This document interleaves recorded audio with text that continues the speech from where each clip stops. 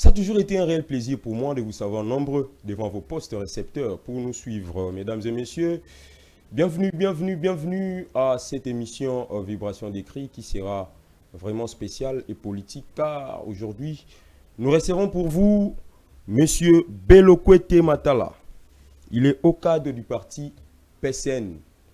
L'émission sera bien sûr bilingue. Monsieur Belokwete Matala Motenayo. Oui, bonjour, mon Pandi Sango. Liboso, PSN est l'accinine. Au cas de PSN est l'accinine. D'abord, vous avez posé une question qui est très pertinente. Et ça, na bande ko belé, ba comprendre kate et lobby nini PSN. Ba msusu voir même ba kendaka plus loin ya bobenga PCN. Donc PCN wana ba benga eza police nationale congolaise. Or biso toza parti pour un Congo nouveau. PCN na mukuse. Parti o ezali ko kambama na mwana mboka Joël Bakonga likolo nango toza na autorité morale mwana mboka excellence Willy Bakonga à qui j'en profite de lui saluer ici Kazali père de la gratuité de l'enseignement. Père de la gratuité de l'enseignement. Gratuité d'enseignement na défaut. Excellence Willy Bakonga na pesio mbote siko zali et mbote pe na bakongomani waza kolanda biso et pourquoi pas dire bonjour, bonsoir à madame Angine Koussou et voilà ainsi que na ba membre nyonso ya parti pour un Congo nouveau PCN. Opesa monga libango bwaki wana. Opesa mongo penza ya libanga. Nandeko na biso papa na biso Belokwete Matala. Torolobela matali discours il y a président national il y a SID Martin Fayulu Madidi torobeta masolo ya Washington ici kawapi masolo ezali entre gouvernement na biso gouvernement congolais na bandeko ba kotungisa biso ba Rwandais tata mokambeko la kekuna asengi te Washington to États-Unis asunga biso to tsana kimia balugara nini pour que kimie kota kuna na esika ya moniele ye kolo na biso mais kasi ndeko Belokwete Matala na ko beti lisolo lobi excellence Willy Bakonga père ya gratuité bon to beta masola gratuité est-ce que okoka non vous savez tant mon azolo ba père ya gratuité vous fungula ba dossier bien père ya gratuité tant to kota na profondeur la gratuité il faut tout clair. Tant on a lobby père ya gratuité, il faut tout reconnaître la valeur ya bateau. Là c'est clair et c'est connu de tous. Si vous voulez, on pouvait la parler. La population congolaise va fandi bazolanda biso de partout. Bazape na besoin d'éclairage. Il y a certains dossiers, il y a makambo ya mboka c'est que comme là. Mais nous ne sommes pas ici pour la gratuité de l'enseignement. Pourquoi pas le parler? Pour saluer l'architecte, père de la gratuité de l'enseignement. Si je dis à cela, c'est parce qu'il était la première personne qui a incarné vision wana pendant quelques années. Il y a mon conseil. Malembe. Tu es une émission. Tu es pour mettre ma solo en la té. Voilà. Mais quand yo au bandit, tu peux sur maloba. Oui, ça va imboka boy bolamu. Si yo bandi gratuité. Toi tu crois raboy. C'est qu'on font déjà dossier té. Ça va. Faut te mettre l'isolant mon papa. Quand on zo bengue père ya gratuité. Tu ne to e banane. Ou bengue père ya gratuité en vertu de quoi? Parce que gratuité est consacré dans la constitution. Le y a remis constitution. Vous savez Yoka, quand je dis père ya gratuité ou soit géniteur ou soit architecte ya gratuité de l'enseignement parce qu'il y a là qui monte à liboso parce que banda Congo ezala Congo nanu totikala kolega na étape ya gratuité de l'enseignement te mokonza mboka Fachi Beton apikaka seulement kolandisa mibeko ya constitution mboka na biso ndaya ki kotia gratuité de l'enseignement na kati ya gratuité de l'enseignement wana nde mwana mboka Willy Bakonga azwaka vision wana nde après kolekana na ye nde lelo oyo atikali na kombo ya père de la gratuité de l'enseignement. Ici j'ai oublié, hein, na bosani bo olimbi sangai bandeko, avant de continuer, vous s'abonner. Abonnez-vous massivement. Il ne suffit pas que de s'abonner. Abonnez-vous, mais aussi partagez le lien. C'est ça qui est important. Comment on organise s'abonner et ceux qui ont non. Matière, information, partagez le lien. Partagez le lien. Tant on a un groupe WhatsApp aux alliés, tant on a Facebook, tant on a X, tant on a une plateforme et sur ça là. Hein? Donc ici, je vous invite à vous abonner massivement. Papa Bello Kwete Matala. Gratuité. Et la parenthèse de Fungoli to kan la biso. Mais souffri to Fungola yango. Ba lobi gratuité ya qui? Et ça gratuité d'enseigner. C'est-à-dire ba enseignant ba se retrouver le soutien la gratuité.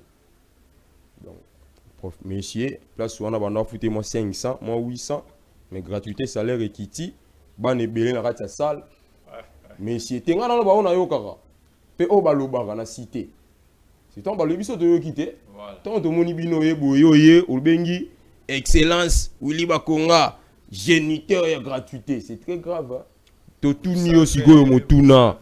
Gratuité wana. À l'arrivée, il y a moi na mboka Willy Bakonga na tête à ministère wana a augmenter ka salaire ya ba enseignant x3. Un enseignant qui touchait à peu près 100 000 francs à Romagui, voire même 500 000 francs. À vérifier. Hein? Allez-y vous vérifier. Allez-y vous vérifier.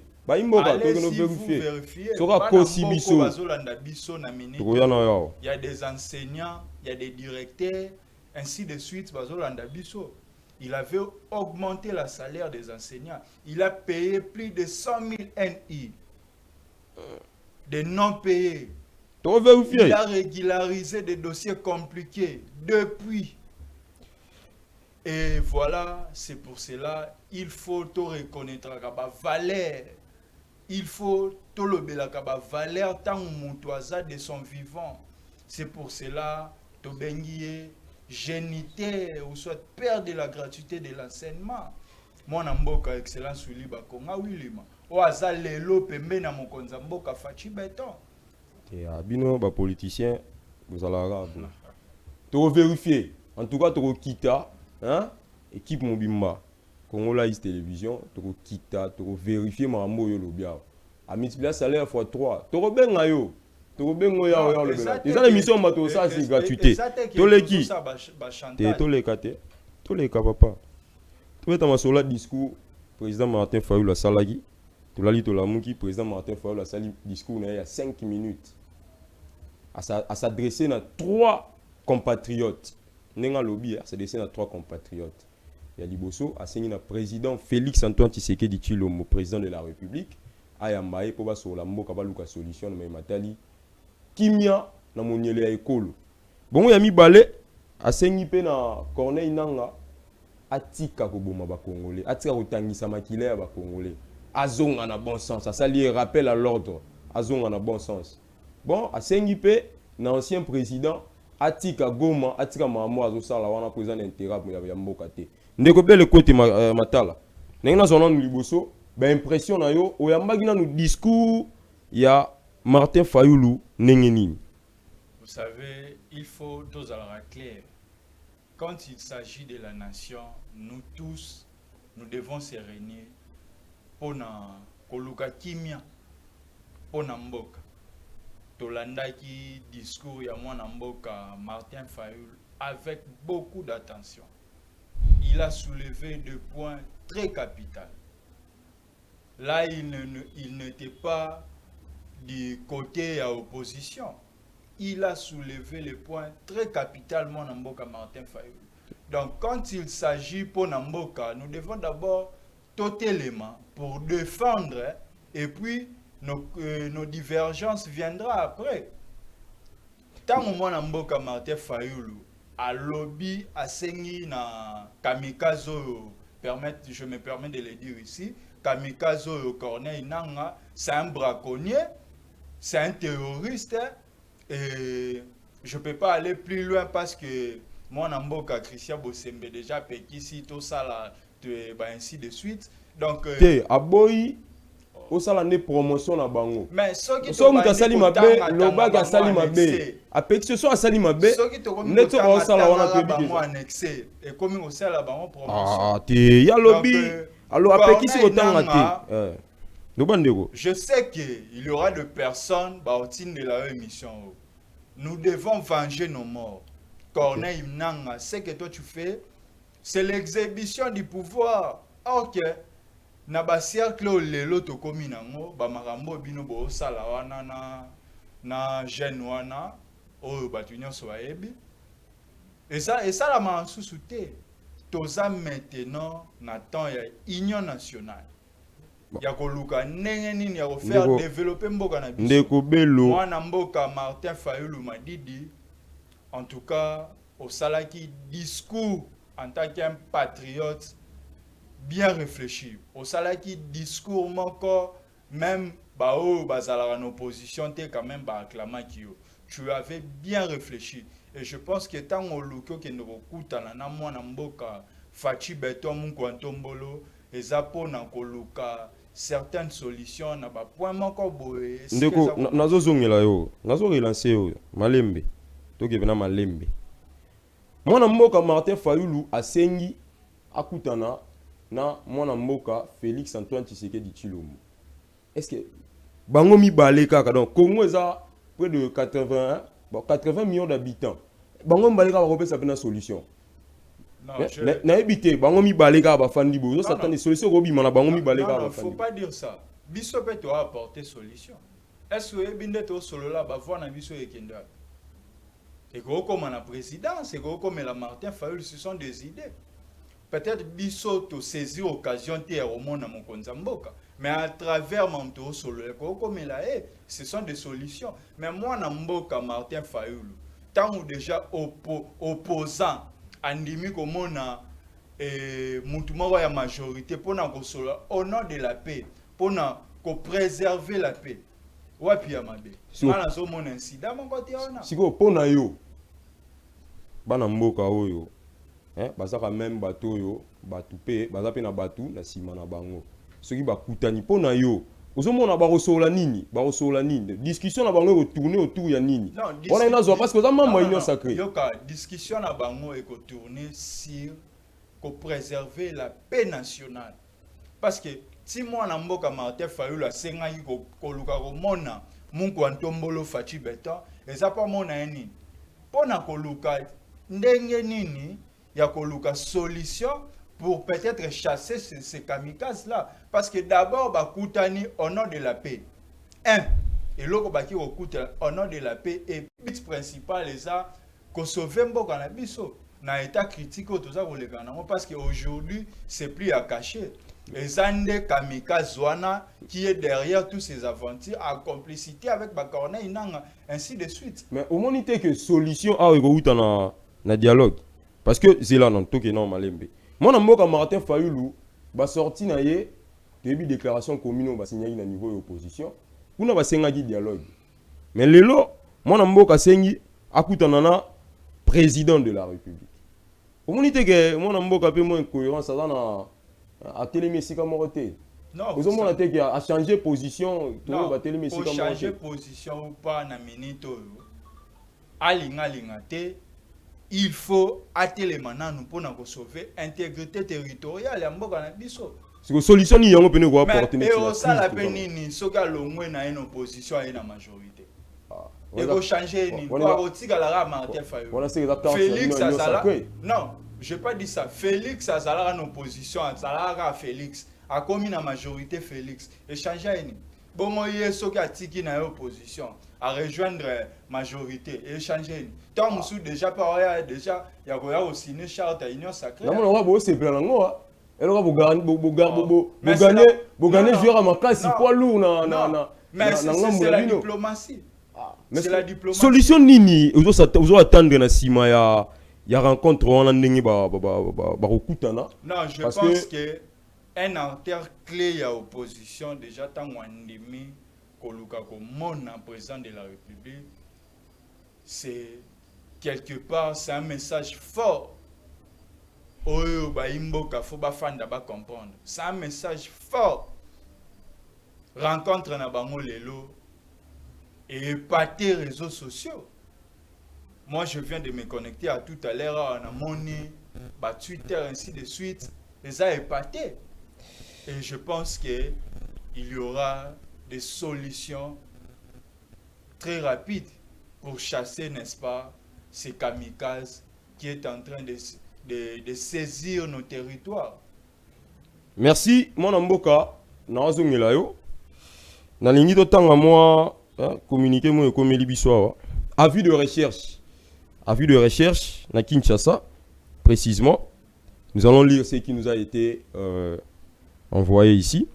La famille Makela signale la disparition de leur fils Sacré Makela, porté disparu depuis avant-hier. La dernière fois qu'il a été vu remonte au 3 juin 2025 à l'aéroport international d'Njili où il s'était rendu pour récupérer l'un de ses amis. Avant-hier et hier, son téléphone sonnait encore, mais aujourd'hui, le téléphone ne passe plus. Si vous avez la moindre information, merci de contacter la famille au plus 243 81 063 80 67 plus 243 900 523 099 ou au plus 243 822 320 008. Donc, toujours de famille, nous tenons sur l'information. Photo déjà, nous allons faire un effort de retirer nos photos. Vous pouvez contacter famille pour que vous retrouver mais aussi, je voudrais ici demander pour toutes vos soucis en termes d'installation, émetteur, réparation, installation de panneaux solaires, bref, maintenant sur l'état technique, contactez la maison RTA au plus 243 99 920 01 283. Donc plus 243 99 920 12 83. Donc là-bas, vous ne serez pratiquement pas déçus. Ndeko belo kote matala, totiki Kinshasa, toke na Washington. Narasi oyebi mamoyeka na Washington. Esika wapi tata moya ekolo na biso, Congo, bakambi na biso, bazo négocier, négociation sous médiation ya États-Unis na Rwanda pour que Kimie Kota na monele ekolo. Okanisi te yango pene opesa solution. Vous savez, moi j'ai toujours dit aux gens, la négociation c'est une très de meilleure des choses. Boyokani, koluka, kozwa ba vie, ya ba nation mususu. Eza likambo mabeta. Togo fanda boto bande oyokana. Si ça ne tient pas, mutuna mutasali et tout. Donc je pense que ce qui est aboutir na ba solution positive, moi je suis partant. Et ce qui est aboutir na ba solution moko ezanango inappropriété, ça ne sert à rien. Est-ce que aux hommes le Rwanda a pratiquement agressé Bisso pendant plus de 3 décennies. Aux hommes le Rwanda a la sincère vis-à-vis na Bisso kuna la Washington pour que Kimie Kota parce que m'a dit tangi mingi. Non, on a ici quand nous sommes les grands le maman bazar violer maman na Bisso. D'abord, je dois lancer un message fort à nos voyants soldats de la FARDC. Vous avez choisi l'armée congolaise pour nous défendre. Vous avez laissé vos conforts, vos familles, vos enfants.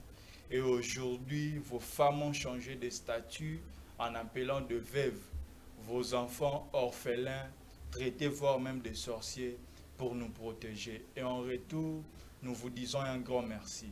Donc, vous savez, le Rwanda, aujourd'hui, le Rwanda, c'est officiellement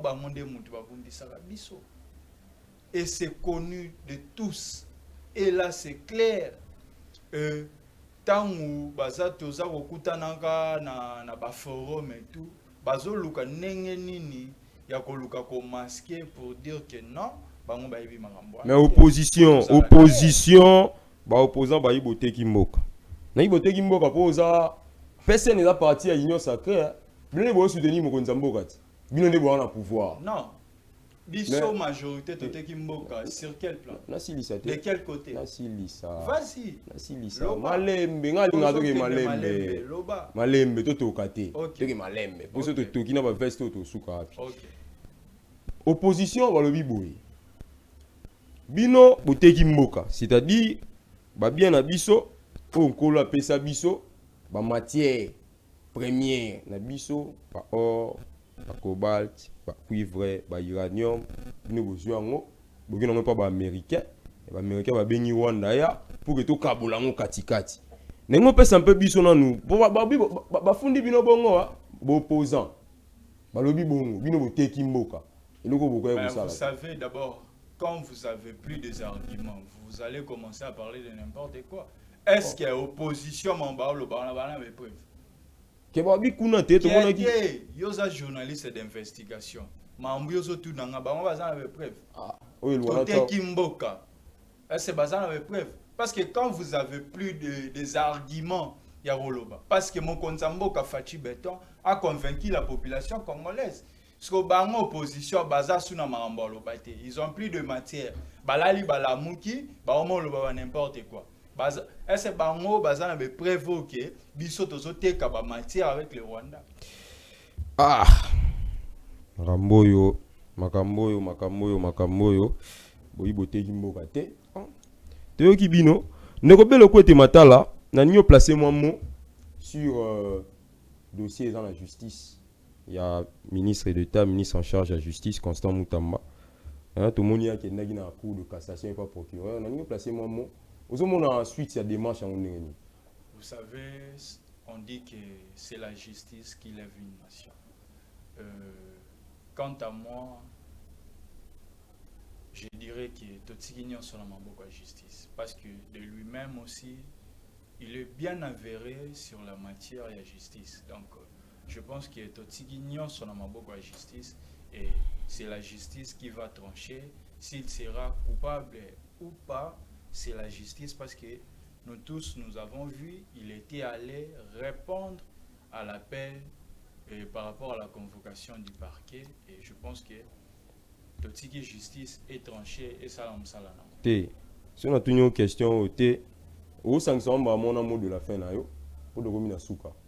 TV za ngonga media za ngonga pona yo accord wana négociation ya Washington et evoluaki ba annonçaki biso kutu ke non accord ezo bimame accord ebimité autour de plus d'un mois nena yeba pona elo ni ezo bloquer kuna pour que accord ebimate elo ni ezo bloquer pour to yoki awa o non ce qui congrès américain za posemboye ba paix clair to mona ki déclaration il y a président Donald Trump, Mikolo, les Kawana, et là on y est bloqué dans le coup pour que déclaration soit bimatée. Mais vous savez, il y a toujours des négociations. Et ne peut pas décider sans nous. Nous aussi, nous ne pouvons pas décider sans eux. Donc il y aura toujours une mesure d'entente. Et mot de la fin, Ezake, Nalingina Senga na Mokonzamboka Fachi Beton, pour ce gouvernement d'union nationale, Mokonzamboka Fachi Beton, tozali kosenga yo faut qu'on reconnaître ba valeur batulola baba konga papa bana Fachi Beton gratuité de l'enseignement papa ekufa bao ba ya après ba konga ba boma gratuité mokonza mboka ba konga za en vie c'est lui qui avait incarné la gratuité de l'enseignement mokonza mboka zongisela biso Willy Bakonga parce que il y a plus de 2,5 millions d'enfants qui ne savent plus retrouver le chemin de l'école. Et Nabobaksa Maloba Soukezake, la guerre c'est la guerre. Ngape na moni na nga guerre te. Posa na biso ezali, bobongisa la biso banzela, bobongisa mai, lipa ekita, dollar ekita, ba guerre de positionnement na bino, wana biso tokokota te. Merci beaucoup. Na bande nyonso balanda ki biso départ. Et ça mot de la fin là yo, certainement, moi na commenter ça te mais tu ça l'enquête tu vas sur mamolobi awa eza solo biso to zui rédaction na biso to ça la pendant des dossiers mobimba to ya opesa bino to va sur mamolobi eza solo to kosi biso Mais to bengo po zonga. Biso to benga yo zonga wa. Lobo kima. Mais to bengo zonga wa. So mamulobi kosi a. To ya tsaya devant ba imboka batali. Ba mo ba jige yo. Bandeko, je voudrais ici que senga biso nyonso to s'abonner et surtout te partager. Parce que j'ai constaté que tu vas s'abonner mais pas partager te. Au s'abonner, au partager le lien. Tant on partage le lien, au tine ligne de gonayo na message, oui bien que non à s'abonner la chaîne noire. Et ça une manière de soutenir Moussala tout ça. Bandeko, pour na ba souci na biso ça va pneu hein. Pneu mi tout kata ya remorque ata pneu avion. So OK na maison FMI Business chez Dodo pneu. Ils ont la Victoire hein, sur avenue Victoire numéro 50 na Kauka Arimabaya. Ou soit tu contacter bango na plus 243 89 94 91 410 plus 243 89 94 91 410.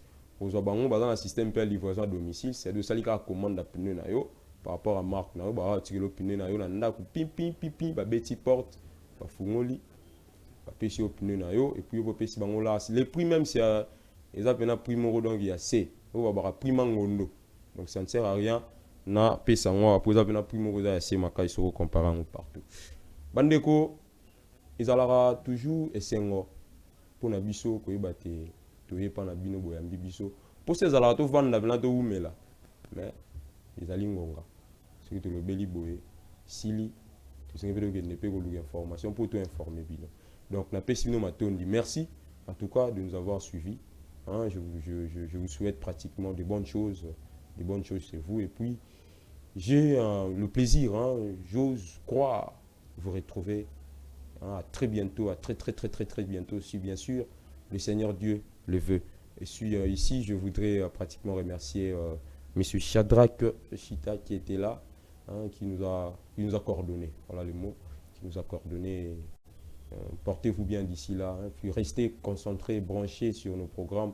Analyse, il y a bien, ils ont information, il y a bien, mais surtout, hein, nous sommes en train de voir comment vous informer encore et encore davantage, mais aussi à temps. D'ici là, portez-vous bien en tout cas. Je vous retrouve très prochainement. Merci.